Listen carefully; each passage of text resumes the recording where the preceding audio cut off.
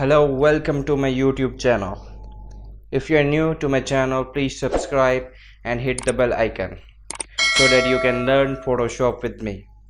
So today I will tell you about how to add text behind our subject in Photoshop. So first of all, make a copy of your background. After this, go to Quick Selection tool and select your subject.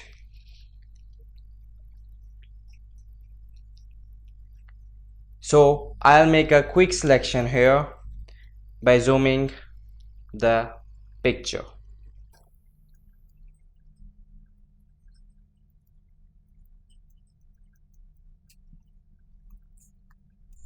After the selection, just make a layer mask. Then go to the text and add your text here. Use free transform tool to make your text bigger.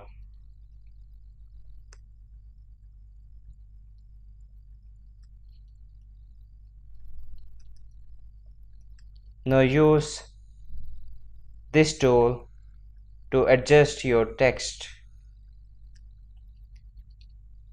And finally, drag your layer in the middle. So you are done with this picture. So if you like the video, please subscribe my channel and hit the bell icon.